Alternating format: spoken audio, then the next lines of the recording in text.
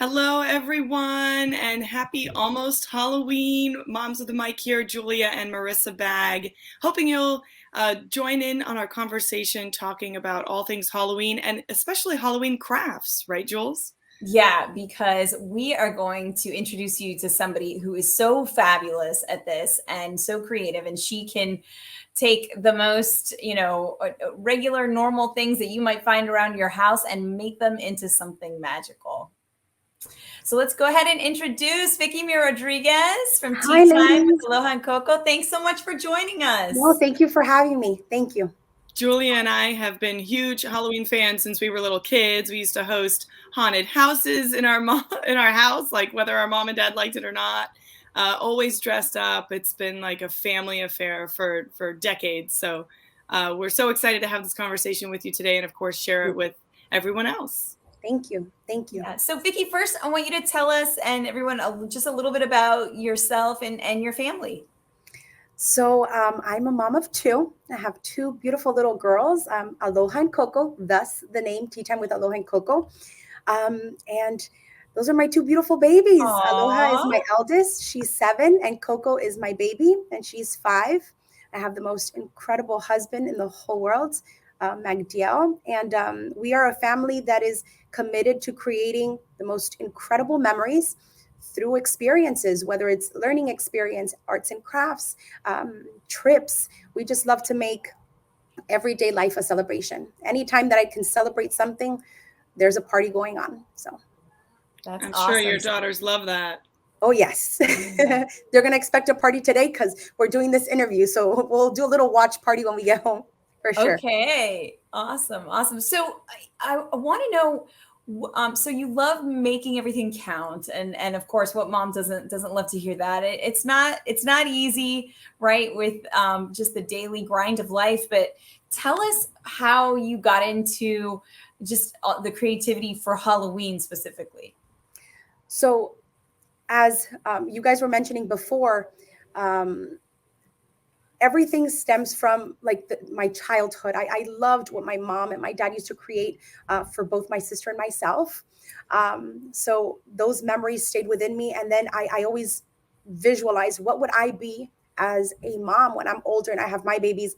And I really wanted all of those magical things that I felt for my children to feel. So I incorporated things from my past experiences that I would have, whether it was Halloween costumes. My mom would go to fabric stores with us. We would select fabrics. We would put together our costumes.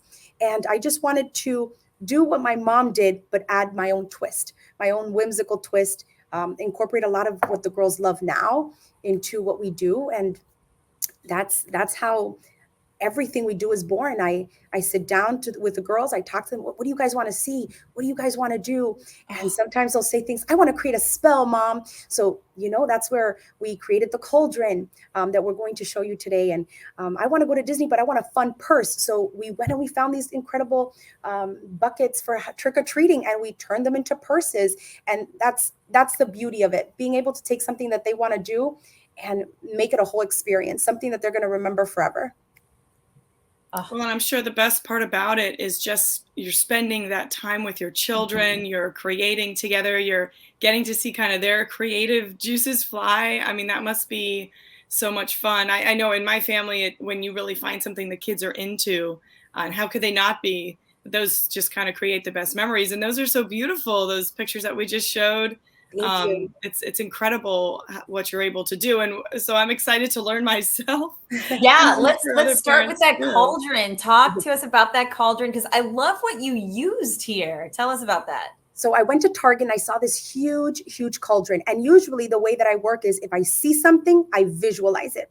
I found this cauldron. I went to Hobby Lobby. I found these little plastic ornaments, and it's very important for me to always use materials that the girls can use, that they're never going to get hurt. So I always pick up things like that. When it comes to hot glue, I usually do it. I just took the hot glue and I started adding these little ornaments all over. I wanted to look like it was a cauldron that was bubbling over. And as you can see, the center, there's nothing in it, because I wanted them to create their own magical potions with glitter and sparkles and things like that. I added a little bit of crystal, almost like a garland. And at night, we can put a little light inside of the cauldron. And when they're mixing all that glitter, and we do like little disco balls inside, the whole room starts glowing. So it's as if they really created this magical potion, and they've been fascinated with it. We've had it since, I'd say, September. So it came perfectly when we watched Hocus Pocus. They were, creating their little potions, and it was an experience. And that's what I love, that we can create a craft that can turn into an experience, something that they can enjoy, not just for 5 minutes and then no. Let's enjoy for the whole season. And how can we incorporate it into other times? So that was a fun one. I love it. Yeah, I mean, who would have thought those clear crystal balls that you would use to maybe decorate at Christmas could double as bubbles for a cauldron? Yes. And then you see that and you're like, oh my God, I can use this for a baby shower. These can be the bubbles inside of a bathtub. And, it's just, I see something and I can visualize 100 different ways to use it. And my daughters are starting to pick up on that. They saw this and they're like, oh, we got to add this and we got to add that. So it's a lot of fun when you start to see all these things come to life. And then what is that material right there? Tell us again. Those are the lights? Those are they're little garlands, and they have little crystals inside. So when you put the light inside of the cauldron at night, along with little disco balls, those little crystals inside of the clear ornaments, they start to glisten. So the little balls are glistening. The little disco balls that I threw inside of the cauldron start glistening. And it's like a little disco party in the playroom with the lights off. So it was just little touches that you can add. You can also do little string of LED lights that are battery operated. You can pick that up at the Dollar Tree. Oh my God, the possibilities are truly endless with what you can do with that. And then you have a decoration that you can use for future years, right? Absolutely. Absolutely. I would even throw some punch in there, if I can be honest with you. I think that would look fantastic. Some punch with some green food coloring. Oh my goodness. Like, there's so much. There's really a lot. And it's affordable too. All these pieces are affordable, Absolutely. Materials. Absolutely. I would say I didn't spend more than $30 on creating it all. And it's going to be something that is going to last a long time. So that's what excited me most, because I love doing everything under a budget. Awesome. And so I also saw that the Hocus Pocus book there, which, boy, that is really creative. Tell us about that. So again, I went to the Dollar Tree. I found this faux leather vinyl, and I visualized the Hocus Pocus book. I said, we need to make spell books. I took the vinyl. I covered a hard covered book. I cut little eyelids, took the little eyeballs also from the Dollar Tree, sliced it in half, hot glued it. And then with hot glue, I just started forming little stitches. I started doing little cuts and things like that. The girls went in with a little bit of black paint, and then they started just dabbing into the little stitches, and it aged it. It looked incredible. That is amazing. I mean, that has got to be one of the most creative props that I have seen for Halloween, for sure, that you can do. And I mean, who would have thought with those, like, they're kind of like ping pong balls, right? Marissa, remember we used to have the ping pong eyeballs that you can use for that. Of course. And then I see you have the dolls, obviously, for the characters. Yes, those are Dollar Tree dolls. I found them at the Dollar Tree. What? They come with like different colored hair, just different facial features. And what I ended up doing was I took them, I got their hair, I painted their hair, the little scalp too. So everything is kind of uniform.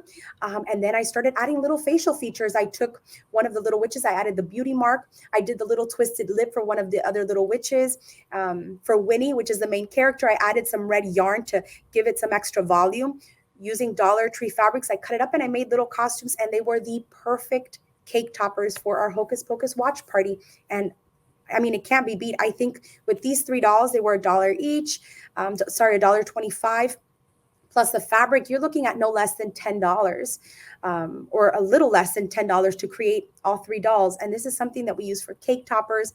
The girls don't want to let them go. They're sitting in the playroom now. They use them as their little dolls for like their big doll house. So they're having a good time with them. And what did you do with the books? Were those mainly decorations for your watch party? No. I love to promote literacy, especially with such young little girls. I love for them to read. I love for them to write. So I use these as spell books. And what I mean by spell books is I ask them to create sentences. And I tell them anything that you put in this book is magical. So create sentences with, let's say, this week they have a certain number of words in their spelling log for school. You have to create a magical spell, something wonderful with your word log. So it really promotes literacy, the fine motor skills. If you have younger kids, you can definitely do this. Maybe pick up a thick crayon or a thick pencil and allow for them to start, with the fine motor skills, whether it's doodling or writing words. So it went way beyond just a decorative piece. It's going to be a memory of everything we did this Halloween together with them.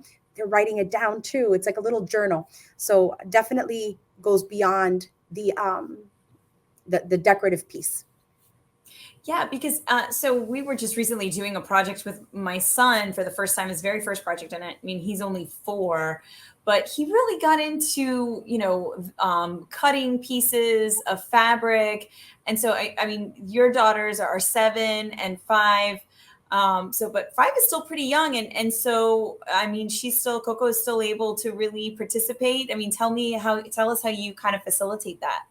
Well, I have had Coco writing since she was 4. She saw her big sister, and that to her, the big sister's her world. So anything that Aloha does, Coco wants to do too. So Coco has been big on writing. She writes full sentences, paragraphs. Obviously, it's inventive spelling at this point, but it's that want and that eagerness to want to do what big sister does. So whenever I see that she's maybe not interested, I'll say, well, let's draw a picture. Can you draw a picture of what it is that you want to do? And we'll play games like that so that I continuously allow for that learning engagement. So it's always promoting that, like, let's draw, let's write it out. I'm not too big on screen time. So we use books and we use writing and doodling as our form of entertainment, really, and crafting, obviously. That's so smart. And then, so let's get to the buckets that you use to make those Disney crafts. Yes. So I went to Walmart and I spotted these. And the first thing I thought of was, oh my God, the girls keep talking about how they want a Mickey purse. So I went home, we sanded it. I gave them all the materials. We spray painted them. And they went crazy adding all of the little crystals that they wanted. They made them truly their own. And because it's Disney's 50th anniversary, 2 of us decided to go with the little gold statue look. But they had a blast. Everything I picked up as far as decorative was from the Dollar Tree. The buckets, again, were from Walmart. We picked up some boas, and we used the boas as the straps for the purse. So they get to have a little bit of that funky flair when we go to the parks. And yeah, my youngest, Coco, she's like, Mom, you know what? I know it's a purse, but I love popcorn more than carrying things in my purse. So I'm just going to use it as a popcorn bucket. So I was like, that's fantastic. Now I don't have to buy a popcorn bucket when we go to Disney. Now you can use your purse. So it was a fun one. And it just makes everything more exciting because you mentioned you're planning to go to Disney this weekend. Yes. So it just makes it that much more, something to look forward to. They're bringing it with them. It's, oh my gosh, look at that picture. It's just so cute. I know. I love the bling. I love the bling, Vicki. They had a lot of fun designing it. Another thing that you can do with it, which is what I will be using it for, I purchased a clear vase also from the Dollar Tree, placed it inside, and it's going to be my little Mickey head floral bouquet holder vase. And it's a wonderful way to incorporate a little Disney magic in your space. If you have a birthday party coming up and it's Disney, that's a great alternative to having to buy like really crazy expensive decor for your centerpieces. That's a great way to add some Disney magic on a budget. Yeah, I mean, I have to say, Vicki, you're really opening my eyes because, if I think of party or just anything like decorations, things are so expensive. And this project that I mentioned that we were doing with my son, it was for Hispanic Heritage Month. And my first thought was, okay, let me go to a craft store and start buying, like googly eyes and, okay, this, and then like, toothpicks or popsicle sticks or or dowels or whatever. And I'm like, whoa. Like, this is just too much. But you really can start with what you have at home. And that, I was really surprised by that. Even like we got out our wrapping paper bag, our storage for, rolls of wrapping paper for Christmas and birthdays. And we had material in there and we were able to use that. I think people can be quite surprised by what you'll find at home. Absolutely. There's so much, and you don't even have to look too far. Sometimes it's taking something that's completely unconventional that you would have never thought to use for a project, and that turns out to be the ideal thing. So often we have dolls in our kids' rooms. You're like, oh, I have to go, do for Hispanic heritage. Let's say Yeah. I have to create a little doll for my child. We have to. Oh my God, the beauty of being able to take a doll that they love so much, that they probably haven't looked at for some time, be able to dress them up different, do their hair different, just as we did with the Dollar Tree dolls. And now all of a sudden it becomes a new doll. It becomes this new magical thing that they created. And they take so much pride in when they make something. I feel like they love it 10 times more than if we go through the process of maybe ordering it online or something. They take pride in their work. So it's really rewarding also as a parent to see them enjoying it. Yeah. And you have another craft involving witch hats, is that right? That you Yes. can show us? Yes, this was so easy. We picked up some little cones. They're like the little styrofoam cones, some fabric. I had my daughters cut the fabric. I try for them to do everything so they can learn from errors. And I just took the little cone, rolled it with some hot glue on the fabric. They decorated it. I took the circular foam piece, also covered it in fabric, added a little lace. Then we just hot glued it to a headband. And that was that. I mean, we added some ribbon to kind of embellish a little bit, but those girls are wearing those hats, I mean, I think all day, really. And again, because they made it, it's more magical to them. So they wear that all the time. No, that is so smart. And did you just see those pieces and think, oh, I could make this out of that? Like, kind of, where did the inspiration come from? I actually saw someone use something like that for a traffic cone. Oh my gosh. And they spray painted it orange. And I said, if you can make a traffic cone, I mean, the possibilities are endless. They saw a traffic cone. I saw a witch hat. So I ran with it. I felt like there's so much just the shapes alone. And we're going to try to do something for Christmas involving those shapes too. And there's just so many, also, again, from the Dollar Tree. So I can afford to have fun and DIY it and say, okay, maybe this didn't work, because there's such inexpensive items that if it doesn't work, we can always, cut up and do something else, which is exciting too. Yeah, definitely. I mean, so, okay, let's talk about, we know that you love group costumes. Yes. So do we. What are your plans for this Halloween? So this Halloween, we're going to be the Good Witches of Salem. So we are all pastel witches. Every single one of us selected a different color, and everything is monochromatic. The girls made their little kind of capes. They're transparent. It's a beautiful rainbow of pastel colors. I'm really excited to share with you guys. Maybe I can send you guys pictures when we come to look, so you guys can see what we had in mind, what we created. Definitely will want you to share that with us. And our family is a fan of group outfits as well. This is us last year with 5 of our 6 kids. Marissa now has baby Mila, who's 3 months old now. But this was so fun, Vicky. Like, I mean, we just went all out into this. And Marissa, I'm trying to remember how we got this idea. Well, I'm pretty sure it's because we were going to be celebrating your son's birthday. We knew we wanted to go to the Space Center, isn't that right? And the kids had kind of been talking about space and rocket ships. And then we had been invited to a Halloween party where that was the theme. So there were like 2 or 3 things that were just coming together, that it seemed like, we could reuse the costumes a couple different times. And the kids were just into outer space, which I'm happy to say they still are. And actually, my son, who I'm holding in this photo, the costume was so big on him last year. He's going to wear it again this year, and it's just going to actually fit him properly. That's so great. We're always trying to reuse, and if the kids love it, just continue to, have them just be engaged with that idea. And my son is in love with rocket ships, and space shuttles. So we're just going to continue it this year. And Vicky, I wanted to point out, if we could show the picture one more time, what you mentioned, like you can get those easy, dollar store lights or LED lights. So that's my husband standing next to me and inside his astronaut helmet, because he's loves to be extra this way. He added some lights inside the helmet, and at night it was so cool. And then he also printed out some homemade IDs complete with QR codes for whatever our favorite website was. I mean, there's just the creativity just kind of keeps on going, and it's so much fun. I love group outfits. And a lot of those decorations you see around my house, we've had for years. I have two gigantic bins of Halloween decorations those skeletons in the window. I think I've had those for 10 years because I just want to hold on to everything and never want to, spend a ton of money year over year. I think I let myself kind of buy one new thing every year. So I really do try to hold on to stuff just to reuse it. I have Halloween costumes from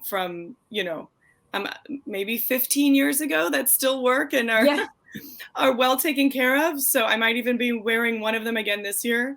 So it's fun to be able to reuse. And even those decorations kind of at the bottom center of that picture, that's a lot of stuff that, as you said, I got from the dollar store and just kind of put together with some bales of hay. It is fun to create, but you take it to the next level. So I'm excited to take some of your tips and do them with my children this year and in the years ahead. And we're saying about those, I'm sorry. No, go ahead. About those decor pieces, that stays with them forever.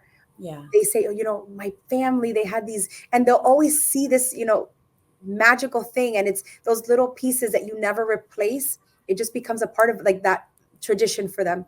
And the little touches that you added to the costume. Those are the little magical little, like the icing on the cake. And it really makes a difference. Beautiful costumes. Thank you. And you know all about that. So let's talk about some of the events going on around town. And I wonder, so obviously, Vicki, you've got plans for you and your family this weekend, yes. But maybe some other things that you may have seen that are going on around South Florida, whether you want a little scare or a big scare. Right. So here are some things. Zoo Boo. I'm curious to check this out. That's going on at Zoo Miami. And of course, it starts at 10 a.m. Here's a funny thing. My son says Halloween only happens at night, right? Halloween can't be in the day. So if this is starting at 10 a.m., like how scary can it be, right? But then Marissa, the really scary stuff, of course, starting with Horrorland and Halloween Horror Nights. Yeah, it's funny. Even as the years go by, they get scarier. Even for me, I know when I was in college, Halloween Horror Nights was always an attraction. And now I'm like, ooh, that seems a little extra scary for me. But it's still a very good time. Obviously up there in Orlando at Universal Studios, Halloween Horror Nights. We almost went a couple weeks ago, right, Jewel? We had those an opportunity. I know, but we didn't make it. I know we didn't make it because the kids had to go to sleep. It was it's a little tougher to do with young ones, but still a great attraction for anyone out there who loves to be spooked this time of year. Obviously, it runs through October 31st. And then here we have some pumpkin patches that you can visit here in South Florida. Always a fun thing to do, right, Joel? Take the kids to. Yeah, you can't you can't miss the pumpkin patch, the obligatory pumpkin patch pictures that you see everywhere. So some of them in Miami-Dade, South Miami, Lutheran Pumpkin Patch and Fall Festival, and then the Park Ridge Pumpkin Patch in Coral Springs, and also in Broward, the Flamingo Road Nursery. Now, I have not been to that one. Oh, Jewel, I've been. We should try to go together. Yes. It is great. All the decor it's impressive, and they have hay rides as well. Oh, that's super fun. Who doesn't love hay rides, right? And then Spooky Safari and Pumpkin Patch. And Vicki, I'm just wondering if you have any favorite places to go around South Florida this season. We definitely do the pumpkin patches. That's a given. What's your favorite pumpkin patch? Well, my favorite one is definitely I love one that is near Kendall, and it's by a church, because they take it to another level. Mm-hmm. I'm talking about, like, you feel like those pumpkins are never going to end. Is that on 104 Central Presbyterian Church? Yes. Yes, that's when we did that. And they That's a have the fun one. most beautiful, but if you're looking for I don't know, something exciting, I do love Halloween Horror Nights. Again, like Marissa said, I have not been able to do it because of the kids, but it is definitely something that you have to check off your list if you want something exciting. And of course, Mickey's Not So Scary Halloween that takes the cake for us, for sure. Oh yeah, no, that's a fun one too. And hey, just for full disclosure, we do want to say, Halloween Horror Nights at Universal Studios, that is owned by our parent company, Comcast, which owns NBC Universal, that we're a part of. So just so we're totally transparent with that. But yeah, that and Mickey's Not So Scary. Marissa and I have done Mickey's Not So Scary. We did that a couple years back. The kids loved it, but I have to tell you a mistake, and I take total blame for this. So Marissa and I were at the Magic Kingdom, Disney World, for a few weeks ago, and our oldest kids are both 4. One's 4 and 4.5, and we went on the Haunted Mansion ride, and my 4-year-old son was not having it. It was a little too scary for him. The first thing he asked me was, we're inside on the ride, he's like, "Mommy, are we lost?" Oh. And I'm like, "No." And, I'm here with you. We get off the ride, and he was just in tears. And he's like, "I came here to see Mickey." And oh my gosh. So And he got a whole Haunted Mansion. Oh, we're not going to be able to do that for a couple of years. Yeah, you realize it's a little too much for the little ones. My daughter was just more like, "Mom, I never want to go on that ride again." She was being very matter of fact about it. And you realize, yeah, this is okay. This may be, a little much for those who are like under 8 or something like that don't really understand that it's a ride. especially on Halloween. Yes. So, but we know everyone out there is probably going to be taking their kids trick-or-treating, Yes. or sending their older kids out to trick-or-treat by themselves. So we do want to share a few safety tips with you, just things to keep in mind every year. You want to travel in groups, right? Have your kids kind of go in at least 4s and 5s together. We know that, we usually get out there and start trick-or-treating before the sun goes down, but it gets dark fast. So have a flashlight on you, just in case. And that always does help with the littler ones to be able to kind of show them where to go when you're going down the street.